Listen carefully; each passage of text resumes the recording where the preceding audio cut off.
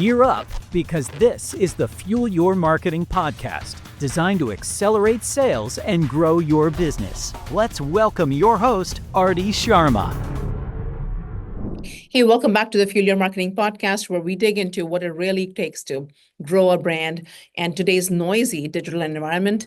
I'm very thrilled to have today's guest, Megan Loach Tomulka, the CMO of Rawcology, a trailblazing clean food brand in the CPG and grocery retail space. They're very Canadian, and that makes it all the more interesting and exciting for me. And what I love about this conversation is that it's not about massive budgets or an agency armies. It's about what it takes to really win in this world of storytelling. How do you market smartly? How do you really go from organic content to a clear go-to-market mindset, even on I would say, lean or thin resources? I'm sure many of you, our listeners, would love to learn that.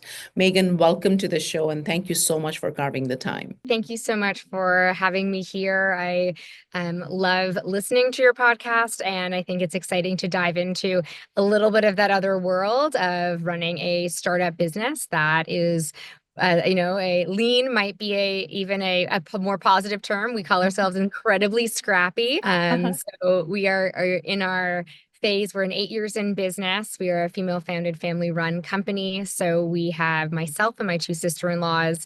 My younger sister-in-law, Tara Tomulka, started the business in 2017 as she's a holistic nutritionist and really found herself in a physical wellness rut in her corporate job. She went back to school to become a nutritionist, turned to food to feel better, and found it was truly life-changing.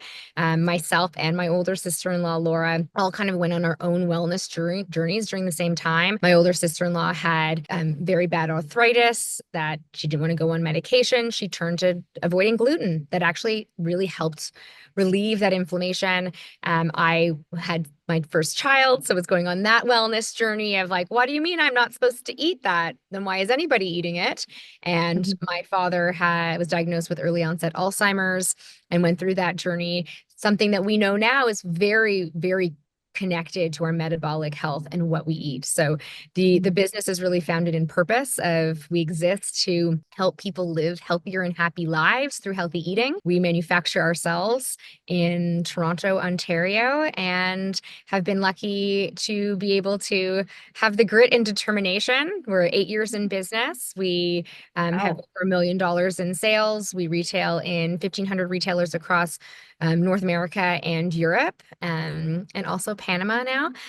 And so we have earned some chops in terms of how to do something really with nothing. And so that's what I'm excited here to talk about. Thank you for sharing that. It's such an interesting and very, very commendable journey. From scrappy to standout is what I would call it. You really went from there. I think many of our listeners are always keen to learn, how do I start? Most companies that we work with in CPG space, they have a product, let's say, but it's really hard to go to market and to really stand out. So it looks like that you've done that. Personally, I'm very keen to know, how do you define success for a brand like this, brand like yours? You're going from being Canadian to North American to now Latin America. I think you've got a big dealer network, as you mentioned, through dealer networks that you're participating. So talk to us a little bit about, how do you personally define success for your brand? That's such a great question, because I think that it goes far beyond looking at what that actual bottom line number is if you want sustainable success. In the world we're seeing now, particularly in CPG, we can see a number of businesses that scale incredibly quickly. And those may be referred to as unicorns. They may have, the right timing and all those items, but in the same breath, maybe you don't hear of all of the CPG companies that never make it to $1 million, closed their doors after 10 years, never became profitable. And so I think when we look at success, it comes into, a lot of what I see as my role is it's about storytelling. It's about customer engagement. It's about really having a digital strategy and focusing on scaling the business, but staying rooted in our mission and what that why and purpose is. So it's building the brand with a loyal community and understanding, how do we stay authentic in the noisy space? We are up against these massive legacy brands. We know the big food conglomerates like our General Mills and our Kraft Heinz, and they have access to millions of dollars. How to stand out, and it really does come down to the customer experience and knowing that when they choose Rawcology, they're choosing it not just for the taste. It's always taste first in food, but because we make them feel something. There's a connection to the Yeah. brand that is further rooted. And so we really look at that being a measure of success, that retention and the repeat purchases. Thank you for sharing that because, a good, profitable, sustainable business, it takes a lot, not just your customer experience, from customer experience to making sure your product is really good, to making sure that, in an ongoing basis, you're doing some sort of a development of your product, listening to your customer feedback and accordingly, sensing that. Also, one of the things you really touched upon is competing with, big box stores, people who have deep pockets on their marketing, their branding. So I want to understand, what's your approach to competing and standing out on grocery shelves? And, so you said that it's important, but what do you really do? Can you talk to us a little bit about the nuts and bolts of it? Yeah, and I think it's really important to look at, you cannot mimic the big brand. You do not have those multi-million dollar budgets. It really doesn't work. And it's looking at what are the advantages. If we don't have the deep pockets and that huge broad distribution where they already have these built-in networks, like that's the advantage of these massive conglomerates. They are selling something in every single store in the world. If you don't have that and trying to break into new retail stores, what do you have that they don't? And we really identify that as being the authenticity of the purpose and the why behind it. And it is really this speed. We are small, we move fast, we have agility on our side, and that is something that can hinder some of those bigger brands. So we see an opportunity in the market or a problem that needs to be solved, we can move potentially much faster than those bigger companies can. And so it's really trying to look at, how do you ensure that the authenticity and storytelling is at the heart of everything that we do from a marketing perspective. Now, kind of nuts and bolts of this, people have different personal opinions, but we put our face on the back of our bags. We put our names on the back of the bags. We really do lead with the storytelling first, that this is our family. We are moms of 6 kids. Tara's a holistic nutritionist. She, taught courses at George Brown. These are the things that make her an expert in that field. And this is the why behind the product and how it does stand out. The other thing that we have that's different than those massive companies that we like to speak to is we don't have to compromise. We do not have a loaded board or shareholders that are demanding that we use the cheapest ingredients possible to get the best bottom line.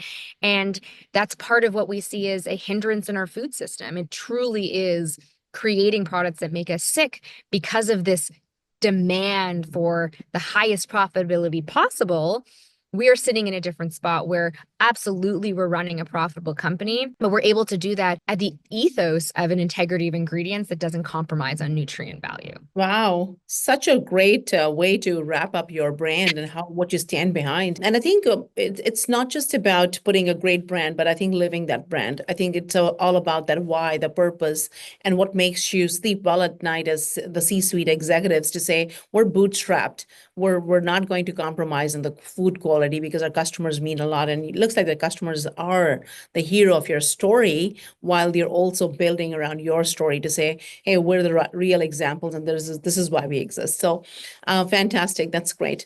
And I know the product. I haven't used it, but I will be honest with you, I'm going to definitely make some purchase online. We'll send you some also. We'll send you a nice little sample pack. Thank you. So you know what? It's all about marketing on a tight budget, and that's where the story came in. And I think what I'm gauging is that you said we're going to be well rooted in our why, so that everyone can resonate with it. When people resonate with it, you don't have to throw ad dollars to it, right? You don't have to throw, you may have to throw ad dollars. I'm not going to say that, but maybe not at the same level as the big box store, because now you're not going to customers and treating them like a number. You're saying, you are our customers, and you are the center of our business, and we want to be profitable. We want to make sure that, our product aligns. So that's awesome. Also, I want to kind of mention some of the statistics that I looked at. There was a report on CPG innovation And what the crux of that report was that it fails due to poor product market fit or positioning. But based on this conversation, I feel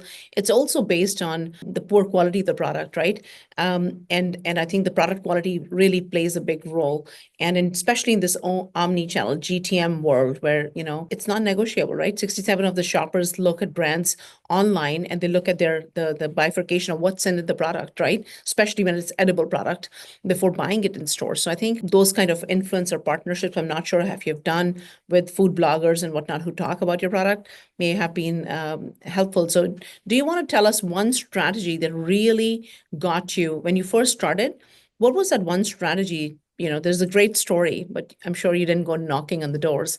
What was that one strategy that you had the biggest and the highest impact for you? Yeah, I think it's such an interesting point too, in terms of just going back to kind of that study of why do so many of the businesses fail? And it does definitely come back to the product, but I revert back to, it comes back to not necessarily having the repeat customers. You cannot succeed in the retail environment if you're not getting your velocities.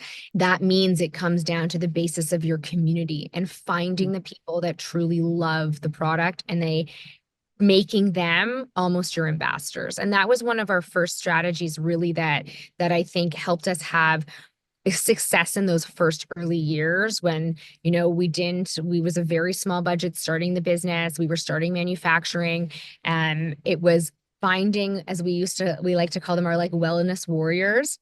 And they were the ones that were, the very active plant-based bloggers. And it was really connecting Tara's holistic nutrition background with other nutritionists and how they were spreading the news about eating more plants. And it was very, very innocent, where there wasn't a menacing aspect to it of like, you have to eat this way and, you can only be vegan. I'm not vegan, but when you learn about the power of plants, it's a very simple message to say, just eat more. And how do we get people to eat more? And there was a lot of recipes that went into it. We had a very active blog, and it was getting those wellness warriors on side who then would buy at retail and support our first stores. Like our first store was Fiesta Farms in Toronto. And then we were able to grow and scale, and we got into the Sobeys local program. And it was because of having that community from the very beginning that we were able to open new retail doors and be able to actually have the turns that the buyers would see, okay, there's something here and let's see. And then it's trying to scale that up. And I think that it comes down to understanding that the community and the relationship and the experience with the product is so important when you do not have the media buys to be able to just put it everywhere. People will see the brand name and they buy it if they're inundated on Instagram. Like, how many things have you bought off of Instagram just because you saw the ad so many times? You're like, maybe I do need those shoes. Like, maybe I should buy them. Can't do that. Then how do you try and get that organic voice out? So it's word of mouth, experience marketing, trying to utilize the organic channels as much as possible.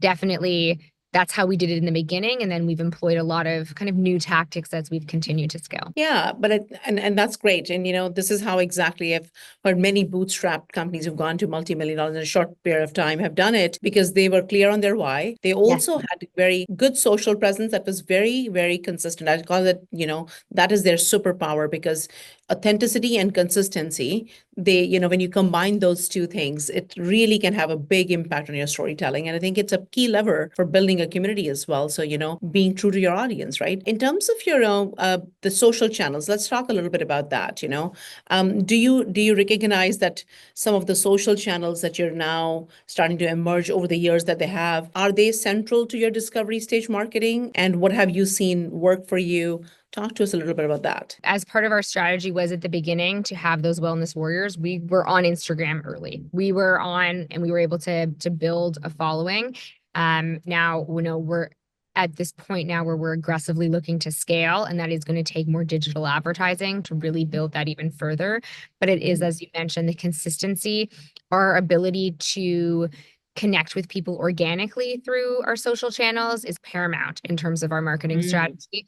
And it is exactly like those are the three things that I think we hold so closely. And I always want to keep in mind is it's consistency, authenticity, and clarity. Don't make it too Yeah. confusing for people. Keep it really, really, really focused. Mhm. And I think it's jumping on top of social channels early. So the second Mhm. that TikTok started to, be a thing, you start to play with it and start to post and be consistent. And within that, I think it's also being focused enough to understand that you can have success on those channels without being million view viral. That's Mhm. great. That doesn't necessarily convert to sales, but what can is really finding the right people you speak to. What is the actual customer engagement? And then having the follow up. There's so much Yeah. to be said about like the fruit is in the follow up, is one of our Yes. mentor who says that.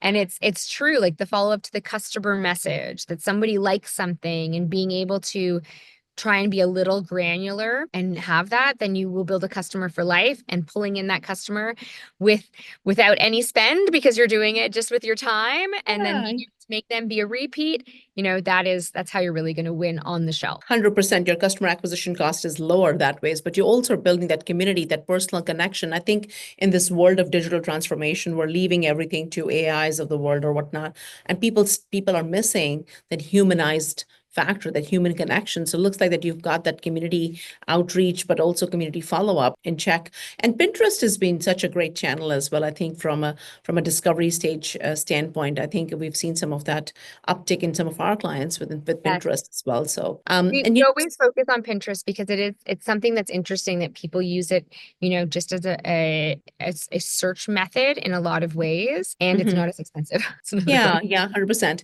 So you talked about influencer partnerships, right, with the bloggers and whatnot, yeah. So when you look at channels, do you measure certain amount of KPIs, or what type of KPIs are you committing to as a marketer to say, you know what, in small teams, it's really easy to get stuck and just do it, run with it, or new ideas emerge. So how do you balance that, creativity with tracking the right KPIs? I think it's such a good point in terms of, what is the strategy that's leading the action, and Mhm. understanding how you're just tracking data. Everything with data, we know information is power. And so it's really being able to have the systems in place that help you monitor. If you don't have the ability to buy some of that software already, like there are a lot of influencer programs that help you track. If Mhm. you're not going through the agencies to do that, you have to be diligent in terms of actually looking at what was the engagement on those posts, how much did we pay for it, did we even see the uptick? And it's manual, like it's not fun work, you're really in the weeds Mhm. of it.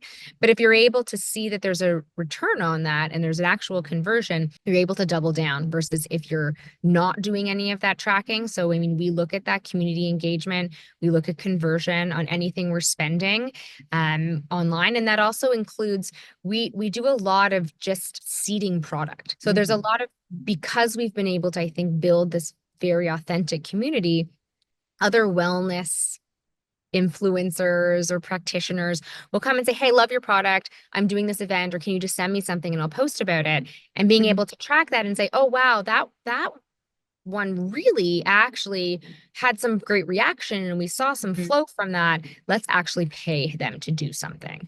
It's doing that end. And I think from our perspective, it always comes to like our KPIs for D2C. So that is looking on your, the ROI, how much is your acquisition cost? Mhm. From Amazon perspective, like we do that, like your tacos and all those different very, very basic ones that Yeah. you just need to be looking at. And then your bread and butter, you kind of die by it, is your velocity turns. That's one of Yeah, the, velocity per SKU is and per channel is also very important. I it's think that's, it's that's critical. yeah, I think it's one of the only ways that you can actually scale correctly or well. I mean, if you are not creating the turns at retail and Mhm. your growth is purely based on opening new doors, it is not sustainable and you won't be able to keep those doors. So that's one of the Yeah. other, when we're looking at the brand, you really have to separate it into D2C that builds the brand, the knowledge. You may not even see the return in conversions, but if you're running campaigns, you might see the conversion at retail. You can't track it, but you need to be always focusing on those retail turns because that truly is your expansion. 100%. And I think you've hit it all, because you talked about the customer acquisition, you talked about your customer community, and you talked about customer retention and Yes. and growth from that standpoint is customer expansion. The next step is customer expansion, right? And I think we ran a campaign for one of the other consumer goods product company, and we said each one bring one, So essentially, we were trying to kind of use our defendable stories, our customers' stories to spread the word, but also do it at a grassroots levels, and then it started to kind of create a movement around it. Can't say the name, but at the end of the day, these are the kind of things that you really have to do at a grassroots level, but also see which ones are working really well. So it looks like that you guys are doing really, measuring the data to make more informed decisions, which is what small teams really need to do, and get out of that stuck mode to just do it and not measure it, and then keep throwing, money at or resources. I think time is money, right? Which is great. So non-negotiables as a CMO, like on a monthly basis. I know that dashboards don't mean unless they're, you talked about data and or traffic. From a dashboarding standpoint, do you use certain types of tools? Do you know? I know there's a manual work involved from an attribution standpoint, but what's your mantra? Like, what do you look at on a weekly, monthly basis in a dashboard? And what would be your advice for other fellow marketers? Yeah, I do split it into looking at our D2C and our retail in different views, and then kind of overlap them and view them together. As mentioned, it really is looking at customer engagement. So we're looking at each single social media channel and what is the engagement, what's the follower count, how consistently have we been posting as well, what has been the nature of the content, and then trying to run that through other brand partnerships. How many DMs are we getting? Are we responding to them in a timely fashion? What's our seeding that's happening? And then the regional basis as well. Where's the growth and what's the regional growth between Canada and the US? And then even drilling down a little bit more, particular because we use that to support some of our retail strategy when looking at we're launching in bulk barns, or we're launching in metros, but only in Ontario. How can we do some other targeted ads? What's our reach in those areas? And then comparing them on the growth of being able to look at those different metrics. So from the retail perspective, you're looking at your individual retail sales data, so your POS data. You can also purchase Nielsen data, SPINS data in the US, and that becomes, again, part of your kind of like lifeblood to understand what's happening at store level, because it will give you what are your sales per week at certain locations. Some of the data you can get can tell you what else is in the basket if you drill down. More money. Yeah. And that just gives you the whole view, because so much of, especially in, I think, food and particularly wellness food, you're selling part of a lifestyle, and understand the more you can understand about your consumer and your customer and how they're using the product, that helps you market your message more clearly. There's metrics that are also looking at actually, how many units per household. So trying to understand the consumer data and how can we create more opportunities for them to eat our product more quickly. And that's great. That's because you want repeat customers, right? You have to make sure I that want their volume to go up. I don't want them to buy one bag every 2 weeks. I want them to buy 2 bags every 1 week, because I want the entire family to be eating it. And I want them to use it in their baking, and they're going to pack it as a snack. And then they're also going to do this. If we can give them other modes of consumption and increase the per household use, then that also increases your velocity. Of course. Yeah, 100%. That's such a great way to kind of, have data. I mean, data should always guide your positioning and messaging, but also your customer data should guide as to which are the products that are going fast and which are the products you need to double down on from your media spend standpoint or your positioning standpoint. That's awesome. Just to touch on that too, one other thing that we've done that's been really successful, and I would suggest, when you don't have a lot of marketing dollars, is going out and getting feedback. Your customers are your most valuable resource. Survey Monkey surveys are free. You can run those on email campaigns, even putting in question boxes into your Instagram. If you can get any actual feedback from your consumers and community if it's on a new product, if it's on packaging, if it's on flavor, it's on where do you want to see us next, or how do you eat our product, that is some of the most valuable information that you can translate into your strategy. I mean, of course, it depends on the sample size of that feedback, but I see what you're saying is taking real time, like getting them involved in your decision making in some way, because once they're involved, there's a lot more emotional tied to the brand and to the product itself. On that note, I do want to touch upon a whole lot of customer reviews and whatnot, customer feedback, but we didn't talk about reviews in general. Like, how do you use reviews and direct messaging essentially to guide you, or even go up market or go to a deeper market segment using customer reviews in your strategy? Where does that fall? Well, definitely we see a lot of the focus on reviews from our business currently is definitely on Amazon, where that becomes essential for your position in the algorithm to be able to have your placement and ranking so closely related to that. So we do employ an agency that helps us with our Amazon listing, and we've done what are called Vine campaigns. So you Mm, send product to a particular group of Amazon verified buyers, and they get free product in exchange for a review. You're not guaranteed positive reviews. You have to really believe in your product because it can flip the other way. If you're sending them yes. something they really don't like, they'll let you know. But it at least initiates the process. And then I think from a marketing perspective, something that can be lost in our digital age is there is still a very important place for those physical touch points. So every Amazon Mhm. box that we have has a really beautiful postcard with a very large QR code that goes directly to where they can, leave the review, make it as easy as possible to get the reviews, Mhm. and then make it something that has a little bit of a tangible feel.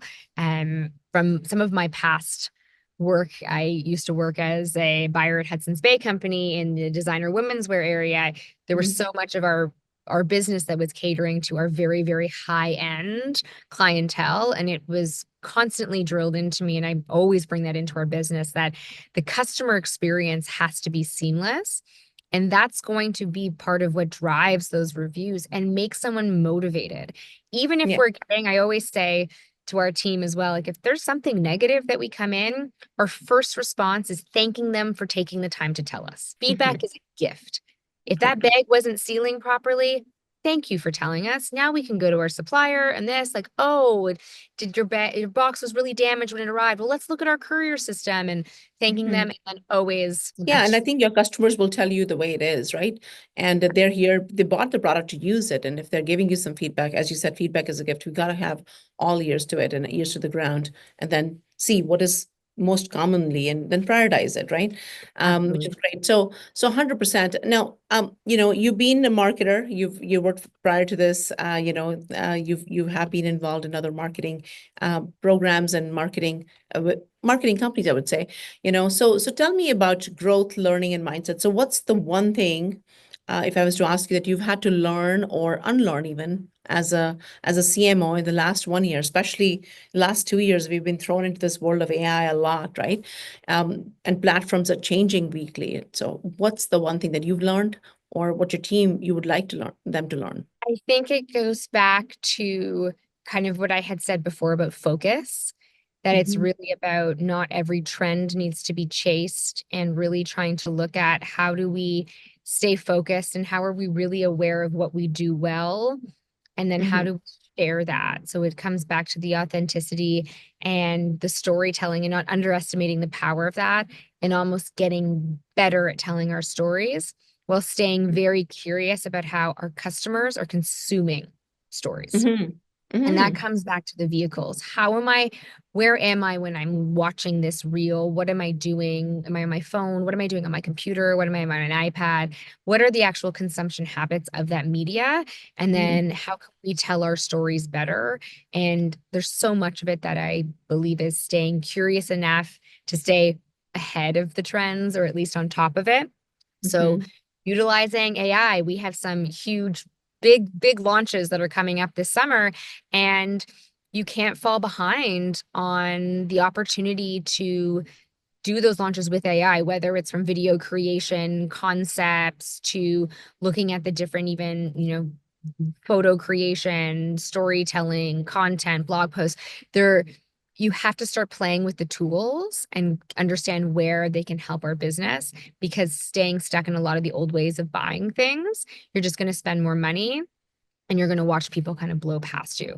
That's And right. And you then talked about speed and agility there, right? yes. Yeah. And I think that's one of the things. If we're a small team, we don't have to wait 7 months for us to implement using a new thing or getting the guy like policies. We can trust our teams, trust ourselves, try and move quick and start testing things. And also back to that same point of kind of like unlearning that the scale leads to success. That Mhm. you really, I mean, there's something that I heard again where, one of the steps of really successful businesses in CPG always win in their backyard first. Like win where you are, build a really strong, loyal community, because then you will understand them, you'll have that basis, and then you can scale up. If you are launching so broadly at a really, really large scale, it's very hard to manage those velocities at retail and manage how you're building that community if it is so thin and wide when you have very minimal resources. And a lot of it from a retail perspective is boots on the ground. It's going into stores. It's talking to managers. Like these are not sophisticated tech things that still play such an important part. Now, there are companies you can hire, merchandising companies that can do it en masse. But the personal connection is incredibly important from growing in a retail space. So if you're doing 100%. I think in any space for that matter, human connection cannot be minimized just because we're in the age of AI, we're looking, as I mentioned in those launches, we're utilizing AI to help drive our digital strategy, but we're purposely putting in real life experiences. So we're going to host in real life where we can have some press and some core customers that wouldn't even necessarily be influencers. Yes, we'll have some influencers there, but who are our repeat customers who've been buying from our website in this particular city where we're doing this launch? Like, we're going to invite them and see if they want to. You want to make it real. You want to make it believable, and you want to make sure that people who are in the audience listening are connecting with these real people, at a human level, right? So that's amazing. And that's how you tell stories, isn't it? That's how you tell authentic, real stories. So fantastic. Megan, this was gold. You've made it really clear that the big impact doesn't come from, maybe big budgets. It takes bold thinking, effective story and tight storytelling, smart use of data, and then of course making sure that you have your clarity on your why, you're aligned as a team, and that your customers can trust you, and customers are the center of your story. So thank you once again for sharing your journey and Rawcology's journey and growth. Wishing you much success. And for those of you who are tuning in, I would highly recommend to go follow Rawcology to see how a brand can stay honest, stay human, be in a high performing in a competitive space, especially, food industry, as you said. And as always, if you love today's episode, share it with a fellow founder or a marketer who's building from the ground up. And for our listeners, where can they follow your journey? Megan, where can they find you? We would love to connect with everyone. We're on Instagram at Rawcology, as well as Pinterest and TikTok. We're on LinkedIn. We're at rawcology.com. And stay tuned. We do have a lot of very exciting new sub-brand launching in the summer, as well as some new retail launches. So we are excited to share all the fun. You can't take yourself too seriously. There's a point to a startup, you have to film the funny reels and get all the team involved and show some of the things that go wrong, and just be staying curious. 100%. Stay curious, everybody who's listening in, and please do spread the gold that Megan has shared. And until next time, keep fueling your marketing and keep sharing Fuel Your Marketing podcast. Thank you so much, Megan, once again. Thank you, Arti. So I'm happy to be here. Thanks for having us. Appreciate it. Pleasure. Thank you for listening to the Fuel Your Marketing podcast. For more episodes, visit www.fuelyourmarketing.ca.